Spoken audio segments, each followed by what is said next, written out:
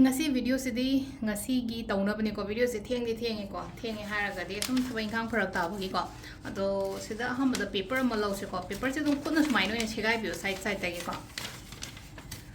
ado ngasi se kaino ni na Thasi ni na Thasi ha ra ga di new moon ko khoi se kau thok ko sum yaw in ko ado gi ko ina se reminder oi na dum ina video hap chara ise ha di amuka hanjana jana dum manaba manaba manifestation process oiro ama oiro ko dum ba mayam se ko ado smaina hai tar se gi ai paper ama lo re ko ha ma da blank paper ama da hai di site ama da smaina lo shet piro ko ado any kind of rituals or manifestations to matam da khoi ahan bada ai gi belief to ni ko se da ai gi belief to ne haraga di ai na sum hai jai na ko ho badagi horaga ngasi ngarang dagi wana taba chahi ahu mari manga haira sina ko manga bo haira male ko adu dagi dum hai jai na ko hari kenoma to matam da hai di vishwas se vishwas le raga to biyo later ga to go no skip to video su yeng ga no ko adu ga thaja ba mi nga yeng jani to jani ko adu sil le ko aham da ko sida paper ama lore adu aham bagi oina ha ga tang pham ga le no ko wakhan sidagi natraga hadi chin na dum loudly hire ga sule no ko phataba mayam se loi chat khre engon dagi ko ismaina dum aina je hire sima ko hadi ai ga dum haiminar so ga chukai de ko affirmations ti hire sule na affirmations tang sai gi speak out to ba ko we si sina engon da lady ba phatau di mayam se loi chat khre mi na yeng chan ba ko chan ba ama mayam se loi chat khre ai gi mung gi nungai ta ba mayam se loi na aina chal han gre ko release to hum ba I'm releasing all the stress anxiety tensions kari kra so ma mayam se mind ta ro ko adu hai jo ai mung da nungai ta phata mayam se loi chakre dagi relationship phataba khotaba mayam se jo loi na mang gre khot kre an mai ta ro hai nungai ta ba part mayam se loi na chat khre phag kano to gre hai bagi ko loi thado khre hai bagi dumai ta ro ga hai jo si sina khoina hai ta ko releasing gi part am le to releasing gi part se sai lauti I ba khot pa tal le ha ra ga so ko hai chin na ha ra ga so to pi ro ba dum hai de kedang kanam no ai na jik lai se ai ka se thanda tumin na pham ne loudly dum hai ri se pot mayam se ka aingonda nungai taba aingonda ai da pan lady ba kol ba ai gi daw ya taba ko taba so man lo in chakren mai taro ga ngasi gi na me da ko khwai ahamba atopa keno houdring e to ko negativity kari kra se hana loina release on nga tang minute manga dang phamme na khala se ko minute manga dang phamma ga meditations to we na khala se meditation zo matam la hajik se so ron jan je ba sum pham pham na ko so ron jan matam je wa khan si da afaba mayam ma hon jale ko afaba energies afaba thoughts afaba thoughts hai ba tha de afaba wakhal ke ga mayam ma hon jale ko duga sor hon do ko matam se ko sor hon do ko matam se da sor no ba na to na tra ya do hon do re an khala se ba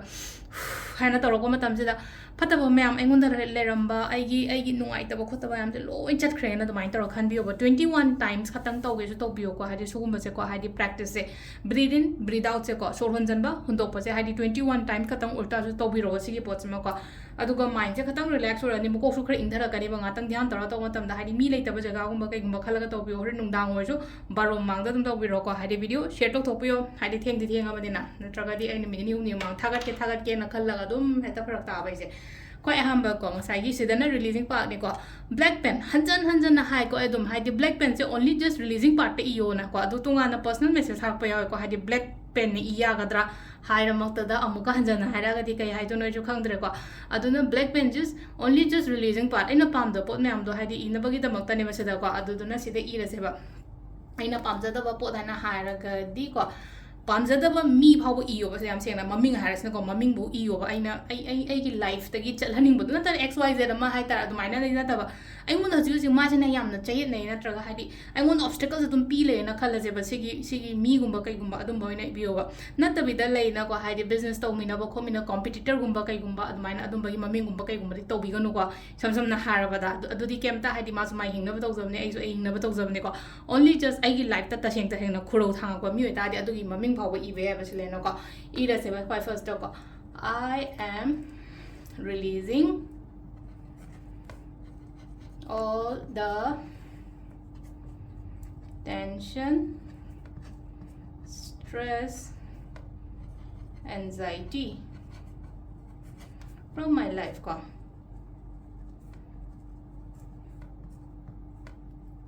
similar ko ham bata ko from my life ko adagi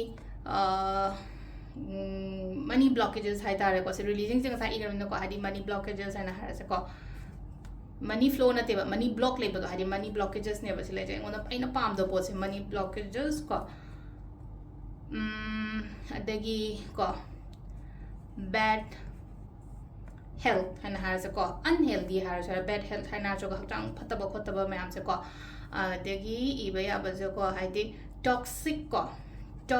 person ai life ki natraga ai surrounding da leba mi mayam se toxic person haidi engon da yamna kani negative people kang bu ngai gum le na ko haidi engon da wa ngang na ro so engon da keno to bo se ko odu ga aina kenom ga haijaw ya crystals arai ba ngai sum sijalo haidi manifesto matam da ko haidi sida le na ko ngasi gi numit sum na hangai sum siba ko ba hangoi khole dum ha ai ju kya sigante ko crystal ja ama ni siba da gi na mayam sibai to de ko adu sum new moon gum bala ko full moon gum bala ko se ko haidi even crystals se siyo ba siro ko la ga dum to haidi nungdang da charge so bo do horen theng kan da charge so bo ga haidi day time ja kai de dum sibiyo ko toxic person ko ina chale je ko toxic person bad relationship ko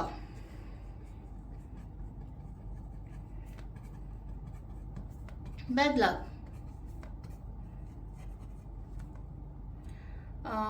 adagi atai I gadaba se kaino angangi matang daga harasena ko kaino koina educations ki matang da so harase ko bad educations kaina ga harase ba so icham cham na dum icham jam words ne ko sai ai intention ne se da matter dai se ai ni matam da ai grammar mistake ne spelling mistake ne adu ada loi to khase ba loi na ma only just aina khalli ba point to dang ne chum itoi je ko hai bad education gang gi oina hai tare ko dum isha anything ai kok da lak ko ne ko chum ije se ko adu da ga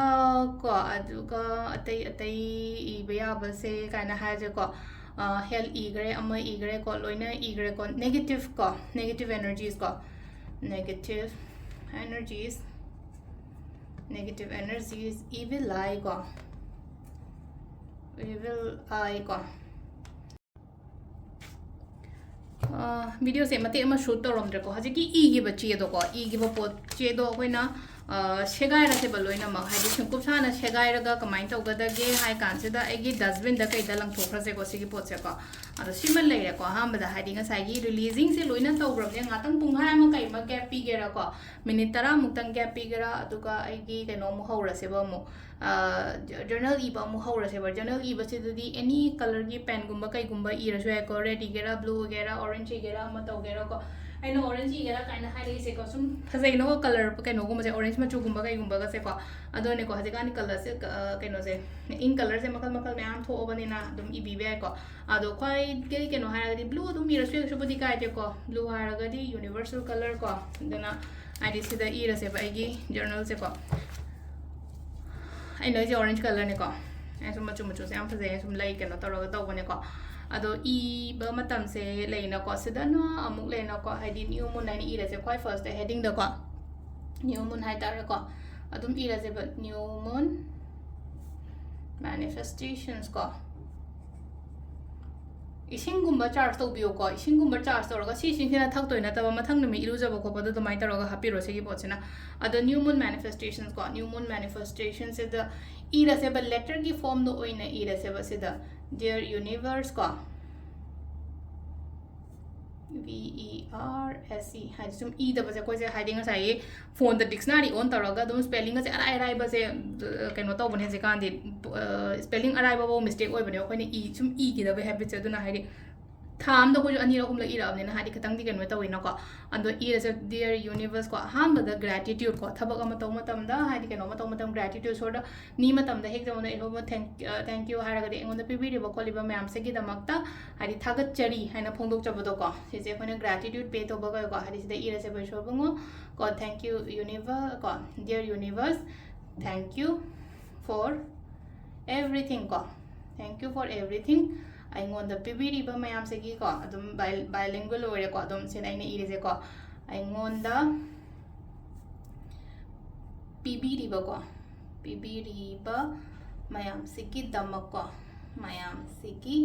damak PBD ba mayam se gi damak hai ba gi athra di yam na pi damak su lai na ko I at least I phamung da di tum mi ba surok da di tum de bang ka I phamung da tum mi I horen gi cheng lady haying gi cheng lady hangchit gi cheng lady ba se da hari laita ba mim su leram do ne da hari sugum ma kam sum yeng ura ka di I je kat I phari na I imai pa lady ama lady cha lady ko hari families pun na lady ko le dum ba mayam do ita ma da thank you for everything I want the PBD ba mayam se gi damak ta ko aduga sida I se ko adu adum iyo ba hiding sai I na thabak to da je ya de na khala se ta su ko isa dum I se ba ko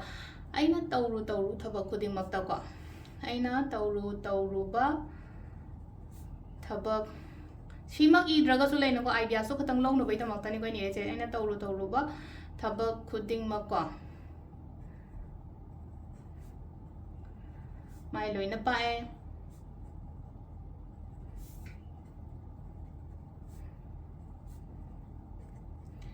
ayet apan amatta leitare ko adagi maigai mari dagi ko maigai mari dagi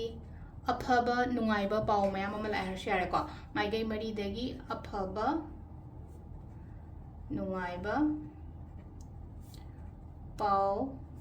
mayam ama taba phange ko mayam ama la har share ko mayam ama la ai angang ko ai gi angang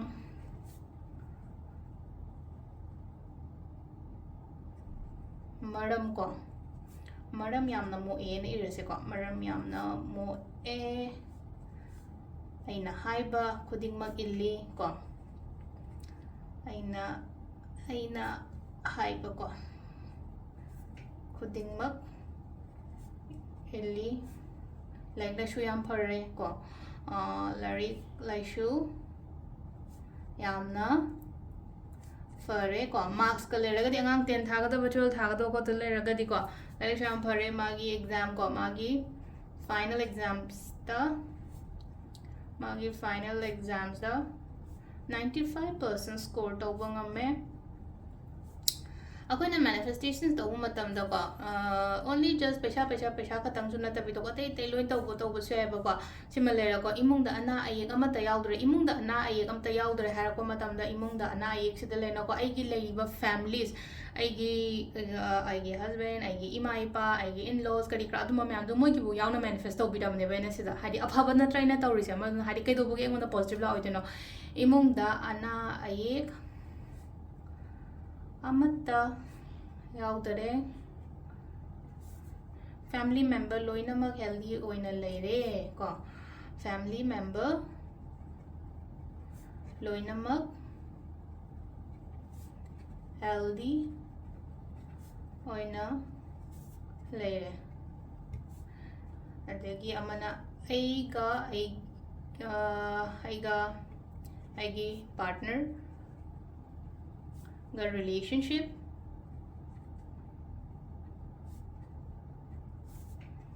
yamna phare ko sina sum partner gi num ining aus mani ibe ko managa relationship yamna phare ai gi business fazana grow lere ai gi business ai ngasi fazana I re ko to je dum nga hai na mem ta biro ko dum ai gi business fazana growth lere tha amada aigi desire amount ko aina khanba ama leranga desire amount yonba ngamme yum hingo leiba khotpa ama leraga so ko hadi sida isana dum ibe ko yum ama hadi haje lei sai yum ama leje ko leraga so na yum ama ga leiba ngamjare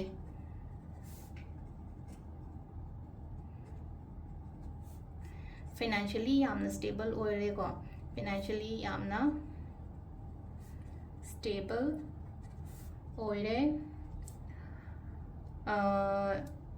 aduga life so yamna stable oire so the last ko koina thank you universe aduga ai full name is ko makada ko ai ming harasine ko hanglem athoi bi sumaina iraga sigi chi se kai thamdo no haiba yam yaw ko si ai nei ri se ai notebook ne ko ai notebook se dum leija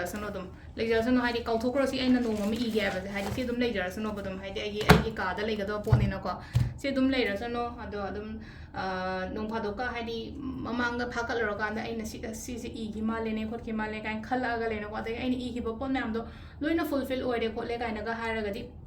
mai thado so ga thado tra su ka shuka de dum leija sano dum kem ta ga de ko ado sida leire ko ngasi go na khoina tauba ya ba newmon ge manifestation tawbiro katang theng ya tar ga so pung dhama ama lai ribani na hai video se dum status ta thamgera share tawgera khot kera ko ai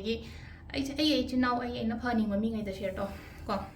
ꯑꯗꯣ ꯀꯩꯅꯣ ꯇꯧꯕ ꯑꯩꯒ ꯑꯗꯒꯤ ꯁꯨꯝ ꯂꯩꯅꯀꯣ ꯃꯥꯁꯦ ꯁꯨꯝ ꯈꯔ ꯑꯃꯣꯏꯅ ꯐꯖꯁꯅꯨ ꯀꯥꯏꯅ ꯈꯟꯕ ꯈꯣꯠꯄ ꯑꯗꯨꯝꯕ ꯑꯣꯏꯇꯥꯔꯒꯗꯤꯀꯣ ꯑꯩꯅ ꯉꯁꯥꯏ ꯑꯩ ꯈꯛꯇꯪ ꯇꯧꯔꯒ ꯑꯗꯨꯝ ꯇꯨꯃꯤꯟꯅ ꯂꯩꯊꯣꯛꯄ ꯌꯥꯏꯅ ꯑꯩꯅ ꯍꯥꯏꯗꯤ ꯉꯁꯤ ꯑꯩ ꯏꯁꯥ ꯇꯧꯅ ꯑꯗꯨꯝ ꯃꯌꯥꯝꯗꯣ ꯁꯦꯌꯔ ꯇꯧꯔꯛꯏꯁꯦꯀꯣ ꯑꯗꯣ ꯁꯤꯗ ꯂꯩꯔꯦꯀꯣ ꯉꯁꯤꯒꯤ ꯚꯤꯗꯤꯑꯣꯁꯦ ꯃꯌꯥꯝ ꯁꯨꯡꯁꯣꯏ ꯁꯣꯏꯗꯅ ꯇꯧꯕꯤꯔꯣ ꯑꯗꯨꯒ ꯐꯪꯕꯁꯨ ꯑꯣꯏꯔꯁꯅꯨꯀꯣ ꯑꯗꯨꯒ ꯑꯃꯁꯨ ꯍꯥꯏꯖꯍꯧꯒꯦ ꯆꯦꯛ ꯃꯦꯅꯤꯐꯦꯁꯇꯦꯁꯟ ꯇꯧꯕꯤꯌꯨꯀꯣ ꯆꯦꯛ ꯃꯦꯅꯤꯐꯦꯁꯇꯦꯁꯟꯒꯤ ꯚꯤꯗꯤꯑꯣꯁ ꯍꯥꯟꯅ ꯌꯥꯎꯕꯅꯦꯀꯣ ꯍꯥꯏꯗꯤ ꯑꯕꯟꯗꯦꯟꯁ ꯆꯦꯛꯀꯨꯝꯕ ꯁꯦꯝꯕ ꯈꯣꯠꯄ ꯑꯗꯨꯝꯕ ꯃꯌꯥꯝꯗꯣ ꯑꯗꯨꯝꯕꯁꯨ ꯇꯧꯕꯤꯌꯨꯀꯣ ꯑꯩ ꯁꯤꯗ ꯇꯣꯉꯥꯟꯅ ꯍꯥꯞꯇ꯭ꯔꯦ ꯅꯠꯇꯦ ꯁꯤꯗ ꯍꯥꯞꯄꯒꯗꯤ ꯚꯤꯗꯤꯑꯣꯁꯦ ꯄꯨꯡꯈꯥꯏꯃꯨꯛ ꯆꯠꯈ꯭ꯔꯅꯤꯀꯣ ꯑꯗꯨꯒꯤ ꯊꯦꯡꯛ ꯌꯨ